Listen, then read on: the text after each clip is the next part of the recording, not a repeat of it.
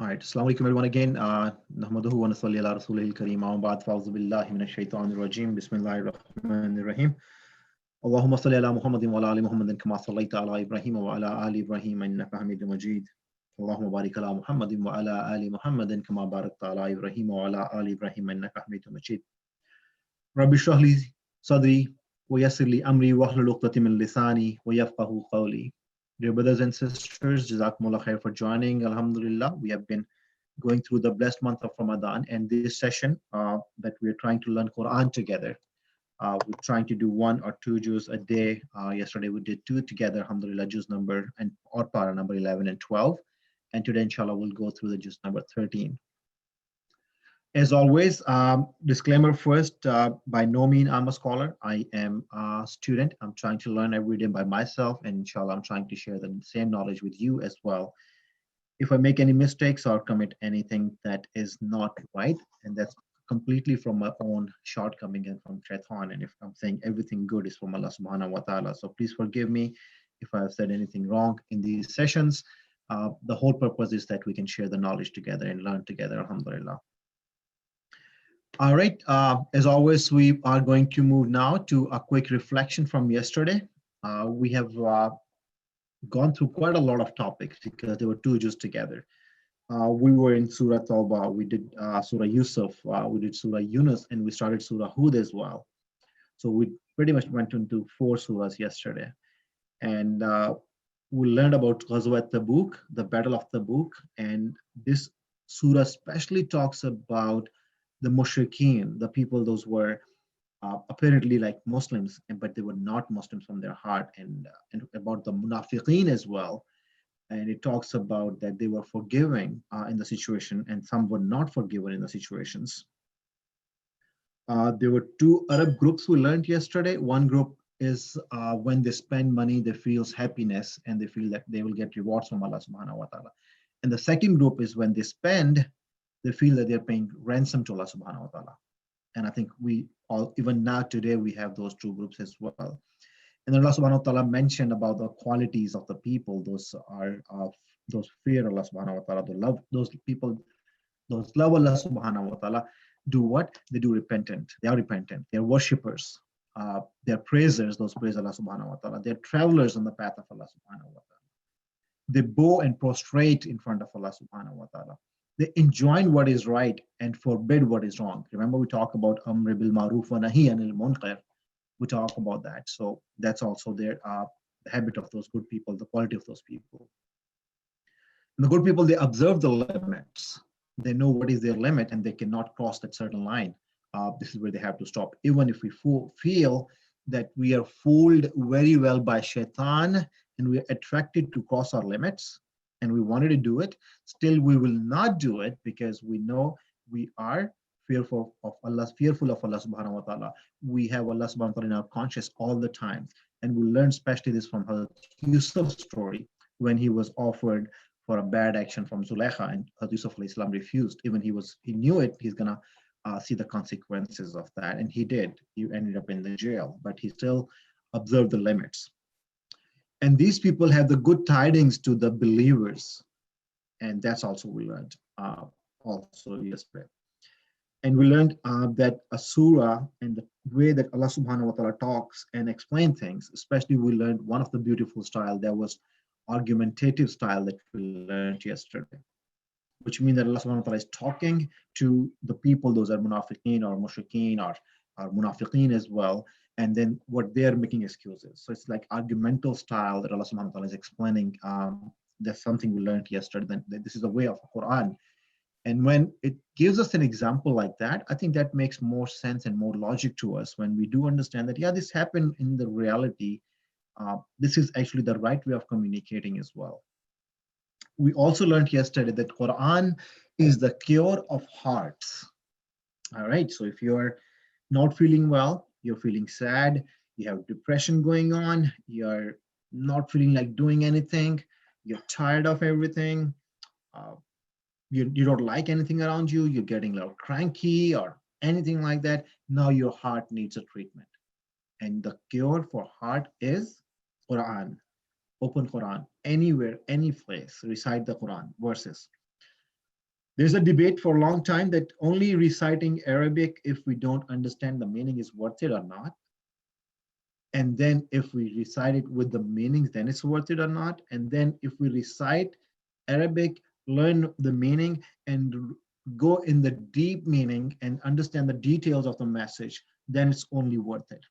I want to say it's in all three examples, it's worth it. Even if you understand or not, recite Quran. If you will open the Musaf, you will start reciting, your heart will automatically get attracted. I want to know the meaning of this, what Allah subhanahu wa ta'ala is telling me. Once you will learn the translation, then your heart will get attracted further down and will say, yeah, I want to go more in detail.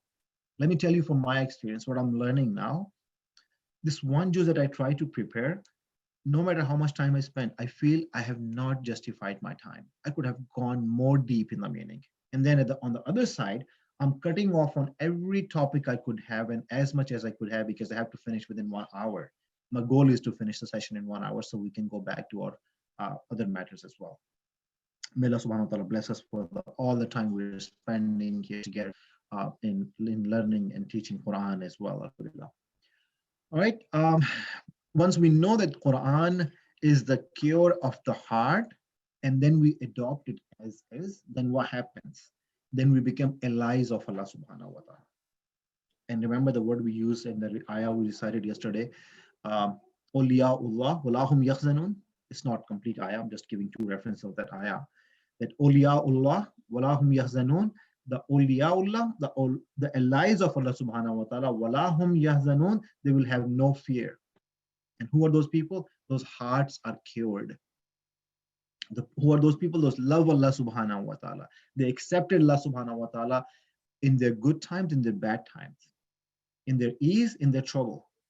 In every situation, they knew Allah subhanahu wa ta'ala is with them. And all the qualities I mentioned earlier, that they're repentant, they're worshippers, they're praisers, they're travelers, they bow and prostrate in front of Allah subhanahu wa ta'ala. They enjoy what is right and what is wrong. They forbid what is wrong, actually. So this is all that we learn.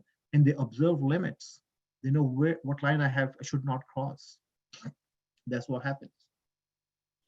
So this is, again, we learned yesterday. We learned about the story of Nuh alayhi salam when he created a boat and all those stories about that. And we learned about the beautiful most story that Allah subhanahu wa ta'ala says in the Quran is the story of Yusuf alayhi salam.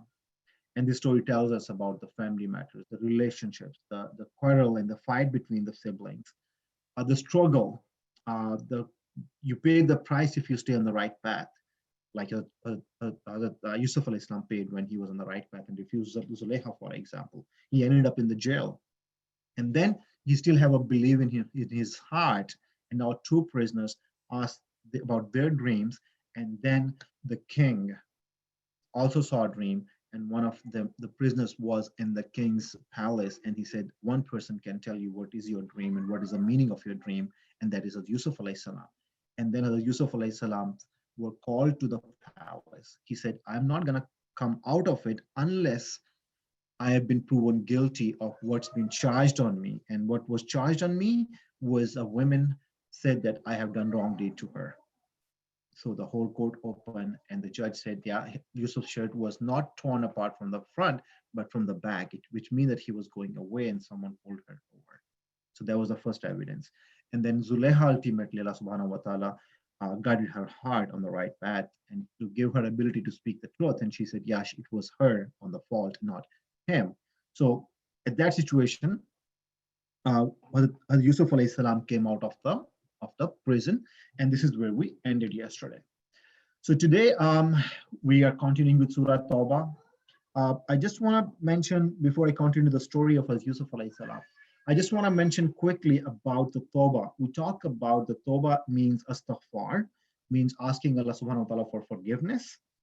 And we are all Muslims, and we have the doors open of astaghfar. We can seek Allah's forgiveness for any mistakes or any sins we have done so far, with a few conditions: that we are really sorry for it, we don't want to do it again, and we will force ourselves to not repeat those mistakes again. If that's the intention we have, then we believe in our heart that only Allah can forgive us. And we're asking Him for forgiveness because we want to be forgiven. If these are a few conditions met and you ask for forgiveness from Allah subhanahu wa ta'ala, especially in Ramadan, inshallah, you will be all forgive.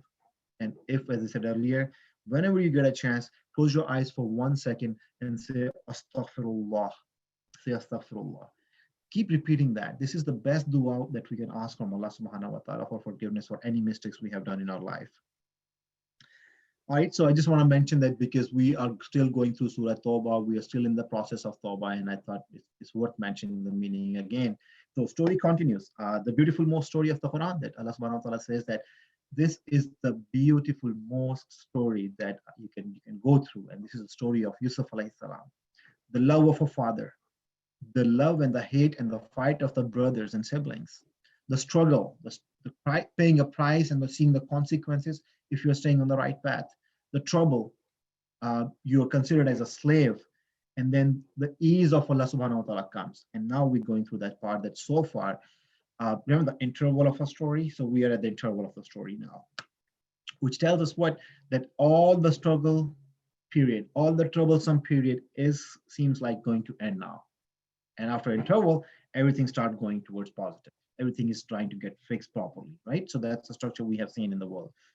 So now here it's the same thing that we see that things are going to be fixed. It's after interval. So now everything is going to happen good. All bad things happen. The whole bad mess is done. And now things are going to settle down properly.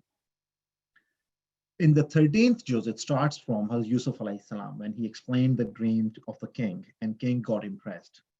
And he said, all right, we're going to have the whole court thing again. Zulekha will come in the court. We'll see what happens. The decision came. The shirt was not torn from the front. It was torn from the back. So Yusuf alayhi salam seems not guilty. And Zulekha accepted her crime and he was proven not guilty. One thing I want to mention here quickly is that as soon as years of prison finished, and Yusuf alayhi salam knew that he is now going to be closed by a king, he will be in his good books. Secondly, now Zulekha accepted her problem and he's been freed up after so many years. He never said, oh, it's a party time. Let's throw rock. Let's party. No, he got more humble on his heart. And then he became more and more and more thankful to Allah subhanahu wa ta'ala. He didn't say that I am proud of myself. Finally, I got it. No, he said, Shukr alhamdulillah. Thank you, Allah subhanahu wa ta'ala. All praise is due to Allah subhanahu wa ta'ala, who took me out of this whole thing with complete respect and honor. And he was very thankful to Allah subhanahu wa ta'ala.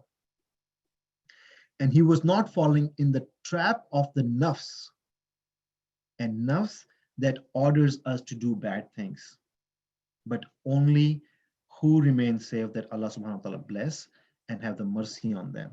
And no doubt Allah is a Rahman and Rahim. He's very kind and very merciful. That's something we learned right in the beginning. So a few things I mentioned right here, I think they're a little complicated when I said nafs, when I said Allah is Rahman and Rahim. Nafs tells us to do bad things only. And shaitan took over our nafs very easily. We fall into a trap very easily. But Hazrat Yusuf alayhi salam did not fall into the trap at the time of Zulekha when she asked for the bad thing, or in the prison when he freed up. Still the nafs didn't came in that, yep, I'm proven right. I am the one. No, he said, only Allah is the one who took me out of this situation. And that's what I think we need to think about ourselves, that if we are victorious, we just feel that we are very powerful, that I have done it. And if you're losing thing, then we start finding blaming on someone. So that's not how we should do it. We should find the right way, as Yusuf alayhi salam did. And this is a message for all of us, that do not listen to your nafs. Nafs is what apparently you want. And if I can say, nafs is something that you cannot see, but nafs is all about that you see. All right. I'm sorry, I'm complicating this philosophy, but to simple words, nafs is inside you that I want. My heart is asking for eat a pizza in the iftari today. So that's nafs that we cannot see, but it's telling you what pizza, that is physical item that you want to get. Stealing something, cheating someone, getting their stuff to my own hand, getting hurt someone, the bad deeds, Everything that I can see, I want to go for that. My nafs will attract me towards that.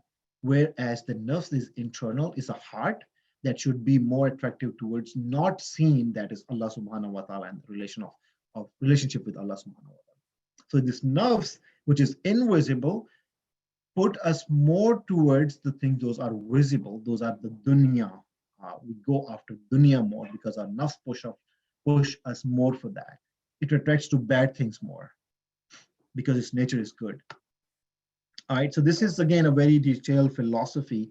I can go pretty much a lot in this detail, but I will quickly wrap up this nafs matter. But want to give you an idea that please learn about nafs and think how you can stop your nafs going into all the bad deeds and bad habits, how you can stop yourself doing that, inshallah. Yusuf alayhi salam continues further, and then the king was very happy. So now the beautiful story coming again. So the king said, because you are very good person and you have the dream and then you have a wisdom that you advised me that what to do in that situation of, remember the dream was 7 years of the lush green crops and then 7 years of extreme dryness, no food, nothing. And Yusuf alayhi salam said that, okay, in the 7 years, whatever you make, save it for the rest of the 7 years. And the king said that you are very wise and wisdom person. So why don't you tell me what would you like to serve me, in which capacity? As Yusuf alayhi salam chose that make me the in charge of the finance and the distribution of food and stuff like that. And I have good knowledge in these things and I can do this better. All right, so 7 years passed, all things were collected, saved, stored properly. And now it's the time of the dry 7 years when there are no crops, nothing. Everyone is dying, and there's no water enough, there's not food enough outside with the poor people. So now king have everything stored and he announced that people can come and get it. This is where Prophet Yusuf alayhi salam's brother also came from their village or their far-flung town to Egypt to get the food. And there was a real brother of Yusuf alayhi salam named Benjamin. Some were stepbrothers, some were the real brother. Benjamin was the real brother, and Hazrat Yusuf alayhi salam saw him and he wanted to stop him. He did a little nice, wise trick, so he stopped him. And now the rest of the brothers went back to Hazrat Yaqub alayhi salam and told him, yeah, we got the food, but we lost our brother. And Yaqub alayhi salam started crying again and crying again and again. One thing we keep listening repeatedly from Hazrat Yaqub alayhi salam in this story is, he says that everything on me, all the pain and this difficult time of losing my son Yusuf and now Benjamin, Binyamin, my bad if I was saying Benjamin continuously, Binyamin was the name. So if I've lost him or both of them, it's all the pain is from Allah subhanahu wa ta'ala, and I will complain of my pain to Allah subhanahu wa ta'ala because Hazrat Yaqub alayhi salam have a strong belief that the pain can be cured only by a physician or the one that can actually take the pain away. It's a beautiful message here. It's a beautiful message here that if we are into any pain or trouble, we cannot be out of that pain and trouble only if we have the right person or right resources come help me. All right. If I need to build those cabinets, can I build it? Do I have the skill? Or if I don't, I have to have a good hired handyman or a carpenter or someone that can build these things better for me. So I know with very limited knowledge that a carpenter actually can do the right job. So Hazrat Yaqub alayhi salam was a wise man, a prophet of Allah subhanahu wa ta'ala. He knew that the pain and the struggle that he's going through with losing his two of the sons, all the cries he's having, he cannot say to the people of the world, but he will say it only to Allah subhanahu wa ta'ala because only Allah subhanahu wa ta'ala will cure him. If you have a disease, may Allah protect you all. But if someone got fractured, his bone is broke, where you would go? Will you go to carpenter? Or you will go to a surgeon that can fix that? Obviously surgeon, because we know surgeon can fix it. So this is the message for all of us. Have the belief that only Allah subhanahu wa ta'ala can take all of our pains away. Only Allah subhanahu wa ta'ala can take our pains away. Only Allah subhanahu wa ta'ala can take our pain away. We can only ask him for the help. We can ask only Allah subhanahu wa ta'ala for this thing. So that's exactly what Hazrat Yaqub alayhi salam did. And finally, when he was crying for a long time, crying and crying and crying. He lost his eyesight. He was blind. He became blind. And then Yaqub alayhi salam advised his sons that go back and go get Binyamin back and search for Yusuf alayhi salam. Maybe you will find them. So brothers came back to Egypt and they were looking for food as well as for brothers. And this is where Yusuf alayhi salam decided that I am going to unveil myself and I'm going to tell them who I am. I'm going to tell them the reality. What happened to him, how he ended up where, and how he reached there. Brothers, when they heard this, they were like really very sorry. And he saw Allah make Yusuf alayhi salam very respectful, even if they were jealous, only with the relation of Yusuf and the father. They were just trying to break that relation, but they understood that whoever Allah wants to give a respect, whoever Allah subhanahu wa ta'ala wanted to give respect to, it's only Allah's will. And they accepted that right there and said, only Allah gave you the respect. And we are sorry that we were trying to do our own bad deeds and bad actions. And we were trying to have that put you in trouble as well. But Allah gave you respect. We are extremely sorry we did this to you. And we ask if He can forgive us as well. And Allah subhanahu wa ta'ala can also accept our forgiveness on this topic as well. Yusuf alayhi salam, what did was at the time that mentioned that Allah subhanahu wa ta'ala never wastes our good deeds. And when Allah subhanahu wa ta'ala never does that, then how we should do that. And if you guys are trying to be good people and you're very sorry about your mistakes, I forgive you as well. And then Yusuf alayhi salam took off his shirt and gave it to his brothers and asked them to take the shirt back and put it on the face of my father. And my father would get his eyesight back. And he did.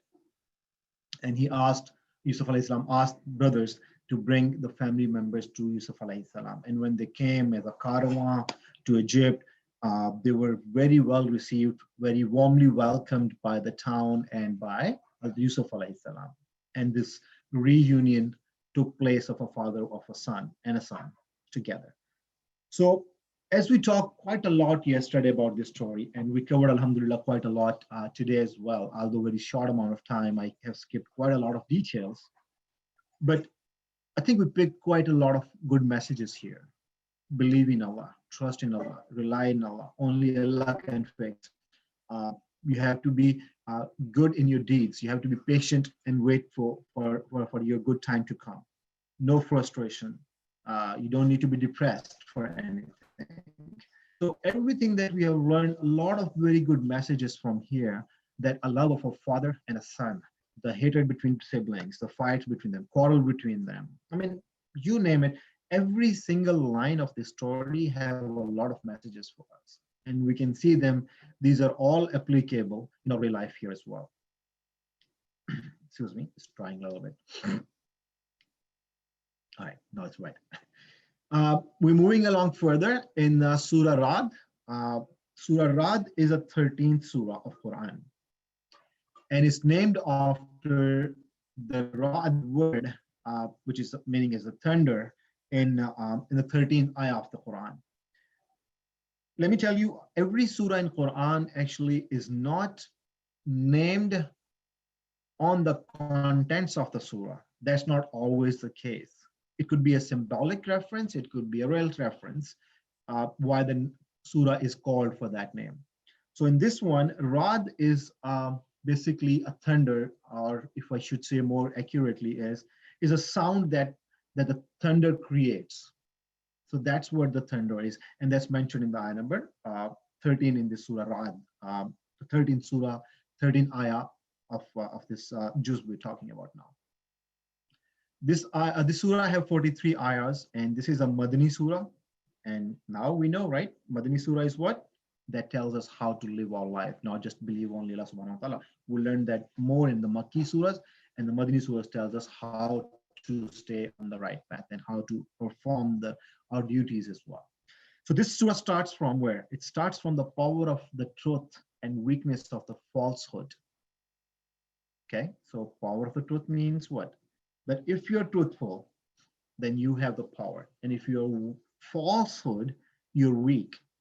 Remember when when again, my childhood example, if I've done something wrong with my siblings, if I fought with them, I've been like into trouble with them, I know that I'm weak, I cannot strong, I cannot protect myself, I cannot defend my case in front of my parents when it will be presented there, because I know I was wrong, I was falsehood. Falsehood is always weak. Even if you see that someone gets away with the false, with the cheating and all those things, even they get away now, ultimately it will come catch them back. It will come catch them back. But the power of the truth, even if you see the trouble now, even if you see the things are bad, even if you see the things are not going in your way at this point, but ultimately they will, inshallah. So that's where the surah starts from. And then it says that, again, I was telling about the surah, that some people believe that it's in the name of an angel that is uh, the responsible for all the clouds and all the thunders as well. All right, so further the surah goes down there, and it talks about in the beginning as well, the qudrat, the power, the jalalat of Allah subhanahu wa ta'ala. And jalal is a very strong means. If I can say that, it's if you look at someone's face and it's like very flat and strong expressions on his face, always flat, you feel some jalal, some fear, some strange feelings like that. So that is jalal of Allah subhanahu wa ta'ala I'm talking about. The qudrat is that what he can do, when he can do actually. So that is his qudrat. And this surah starts from that. And it says that, don't you see the skies are standing without any pillars? Don't you even see that? Don't you see I've created sun and moon, and they have a standard process that day comes after day and sun comes after sun and moon and next day and so on and so forth. And then the wideness of this earth, you start keep walking and it's just flat for you. It's a long, long, long earth. There's mountains without any nails in that, and they're holding the earth. There are rivers and they have the flow of the water that goes in one direction, straightforward. They never come back. It goes in the flow one direction. There's a system of a day and a night. The day comes, on a certain time it goes back and the darkness comes, we sleep, and the day we get back again and we go back and find Allah's fazl in the world. And then there are fruits of multiple kinds. Those have been created from the same soil. They're grapes, they're dates, and the garden of the dates. And they're the matters of this universe. Those have been, Allah subhanahu wa ta'ala is leading them. And then when Allah subhanahu wa ta'ala explained his qudrat and his power and his jalal, and then Allah subhanahu wa ta'ala asked here that, don't you see these signs? All of these signs are the signs of Allah subhanahu wa ta'ala. So what will stop you to believe him? If you have a brain, if you have a logic, if you have a sense, you will accept that message. And this is where the surah starts actually. All right, inshallah, I'll try to be a little bit more brief. I have done quickly, and inshallah, I'll be short enough. In ayah number 8, Allah subhanahu wa ta'ala is telling us that Allah is aware of every woman's wound, even that what's going on inside. And we don't see Allah subhanahu wa ta'ala. We feel that Allah's kursi is somewhere on the skies, above galaxies or somewhere, but he's even aware of what's in the woman's womb. He shows us the lightning and the heavy dark clouds. So this is very interesting reference that Allah subhanahu wa ta'ala used here. When he said that he shows us the lights from the thunders and he shows us the dark clouds, what happened? Sometimes we get scared and sometimes we get hopeful. If we are living in a dry time frame, or let's say somewhere in Africa or in Pakistan's desert areas, if we are there, if we see those clouds and thunders, we get the hope that now the rain will come and we'll get the water. But if we are not, on the other side, it's also scary. So Allah subhanahu wa ta'ala is proving another logic here in the ayah number 8 of Surah Ra'd, saying that now Allah subhanahu wa ta'ala knows what's in the woman's womb. Allah subhanahu wa ta'ala is showing you two things from one item. One, you can love and believe, and second, you can fear and believe. Everything is for believing you on the right path into Allah subhanahu wa ta'ala. So we mentioned ayah number 13 before as well. So that's where it's mentioned as Ra'd word in it. Ayah number 15 talks about that everything is in the skies and in the earth, and in the earth is prostrating to Allah subhanahu wa ta'ala, happily or unhappily. So I think I'm sure most of you have heard, and I was hearing that too from multiple sources, that everything prostrate to Allah subhanahu wa ta'ala. And I was saying, come on, where's the reference? Now I know Surah Ra'd, ayah number 15, have the reference that everything does prostrate to Allah subhanahu wa ta'ala, happily or unhappily. Kafirs, mushriks, whoever that is, everything in the earth prostrate to Allah subhanahu wa ta'ala. And we know that from this ayah as well. Ayah number 17 continues further in the same signs of Allah subhanahu wa ta'ala. It says that the rains and the streams, when there's a rain, right? So there's a water stream becomes, and then there's some bubbles come on the water when it's raining quite a lot and the water gets a bubbles on it. Then what happened? Bubbles got wasted. They're done. They were useless. They were nothing to do with. So the useless things will be wasted. But everything else that benefit people in this world, that remains in the earth.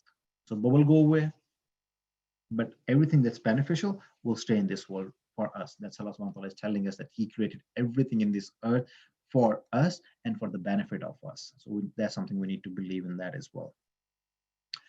Ayah number 18 talks about the intelligent people get nasiha, the guidance from Allah subhanahu wa ta'ala. Nasi, right? Nasih is someone that guides you. Nasiha, that you get the guidance from, advice from someone. So intelligent people actually get that advice. It's very interesting. I mean, I have a couple of examples, but I think I'll quickly pass. So the good people, the intelligent people, they fulfill the promise of Allah and they never break their promise because they are good people. And if we want to call someone good, we will make sure that they don't break their promise, right? So that's one thing. This is an example of the good people. Those fear Allah, and those are intelligent people.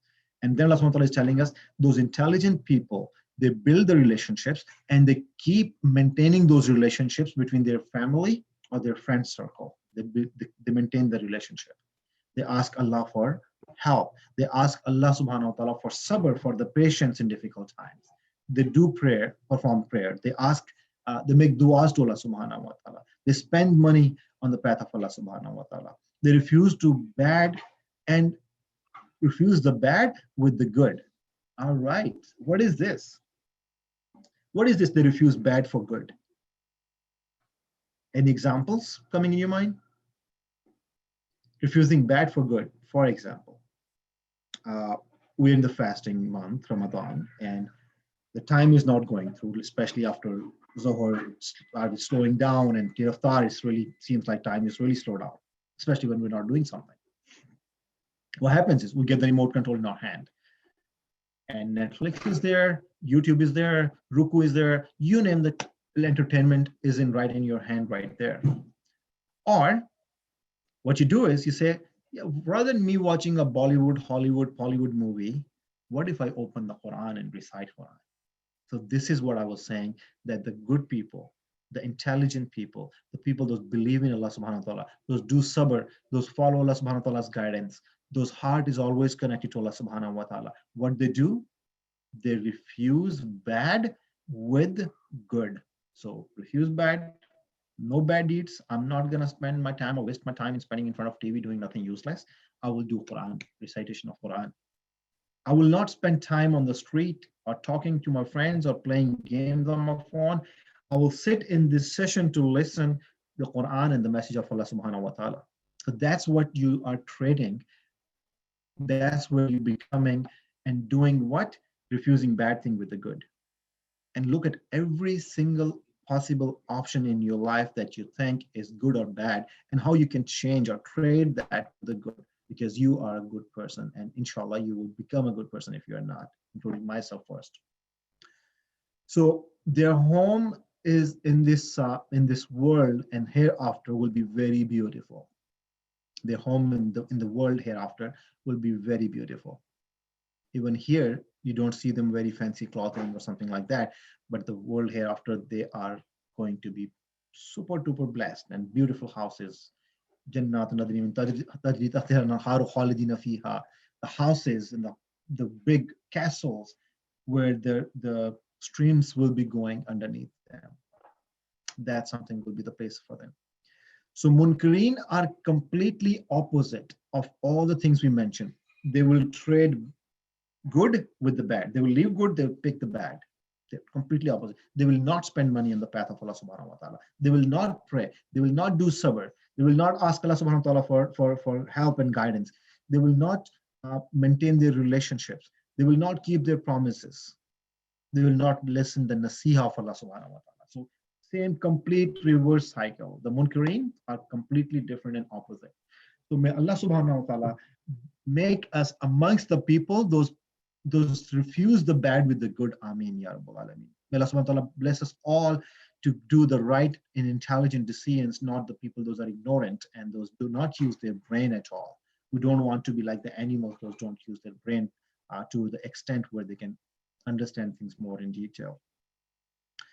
So for those people, those do not listen, Allah subhanahu wa ta'ala is telling them that they do fight, they create the fitna in this world and fasad in this world, and there is a lanatullah, they're cursed by Allah subhanahu wa ta'ala, and there is an extremely bad, worst ending for those people, those do not listen, and they're completely opposite of the good people.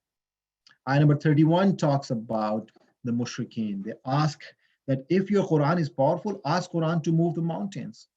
Ask Quran to break the earth so we can see the depth inside. Ask Quran to make the dead people alive. And Allah subhanahu wa ta'ala is responding here saying that all these powers belong to Allah subhanahu wa ta'ala. If you're asking or looking for these miracles, wait for the day of judgment and you will see by your own eyes. At this point, all Allah subhanahu wa ta'ala is giving us is using a brain and logic and find the truth. That's our challenge we have. And then Allah subhanahu wa ta'ala is saying that don't get disappointed, so Muslims, if they're looking for these items and they're asking about these things, if Allah wish, they can be on the right path in no time. But Allah is giving them a chance and testing them. That's how it should be, and that's what it's gonna be there. And this is where we end our Surah Ra'd, and we enter into the next surah, Surah Ibrahim. And I think I have next 10 minutes only remaining. I'll try to cover inshallah as much as I can with the Surah Ibrahim. Surah Ibrahim is the 14th chapter surah of the Quran, and it has 52 verses, and it's a Makkah surah. In Makkah surah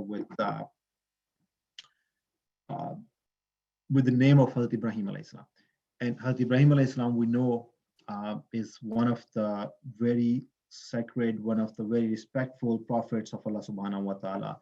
And we believe that Muslims are in this world due to his dua and prayer as well. So there's a context about that completely in detail. So we will inshallah learn together. In this surah in ayah 35 to 40, that especially focus on the prayers of Ibrahim alayhi salam, which reveals the quality of Ibrahim's character. And that's what the result of that dua is, that we get blessed on the right path today, alhamdulillah. The surah same way starts as Surah Ra'd started. It started with the truthfulness and the power of Allah subhanahu wa ta'ala. It starts the same way. In ayah number 4, Allah subhanahu wa ta'ala says that Allah sent Rasuls to the nations from them, amongst them, those speak their own language so they can explain Allah's order to the best capacity, so they can understand better as well. And now we say that, okay, fine, if that was the case for them, what is the case for us? We have been given technology, we have been given scholars, we have been given everything that we can learn and can follow. So this is why it's very important for Muslims to learn Arabic language. I've been going through some of the discussions with some of my teachers at this point that I've been learning, alhamdulillah, on a regular basis. So one of them mentioned that if you learn just 2,000 words of Arabic, you should be able to understand pretty much everything in Quran, at least the basic things. And you can go further after from there. So 2,000 words vocabulary may not be very difficult. So if everyone wants to start with, the 2,000 words is the best start to start with, inshallah. Ayah number 18 talks about the kuffar, the people those refuse, the rejectors of Allah subhanahu wa ta'ala. They're like ash. All right, so you see them in the powerful most person in this world, in this country, or you see them as very strong and they have big houses and millions and billions of dollars in their pocket and all that. But Allah subhanahu wa ta'ala is saying that their actual worth is nothing but like as ash.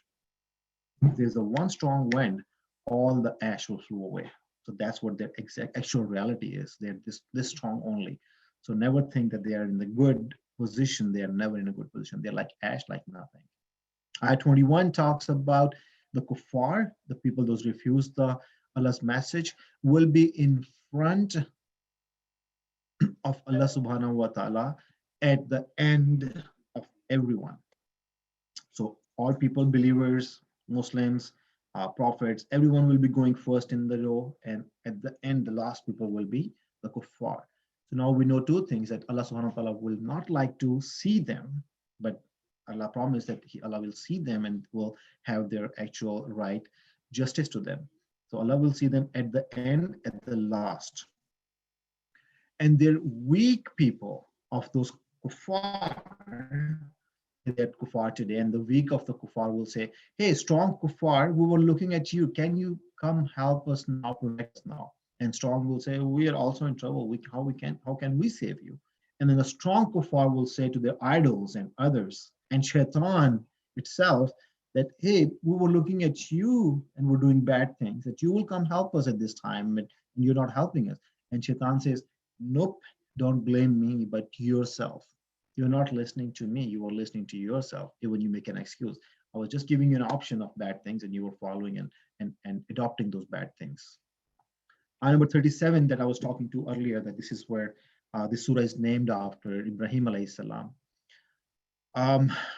We know the story. It's a very, mashallah, very attractive and blessing story. And this is how the Kaaba started. So the story starts right here. It tells us when Hazrat Ibrahim alayhi salam left Hazrat Hajra, his wife, and Ismail alayhi salam, his son, in Makkah. At the time, if you don't know, Makkah was just a valley. There was no house, no water, no food, no tree, no house.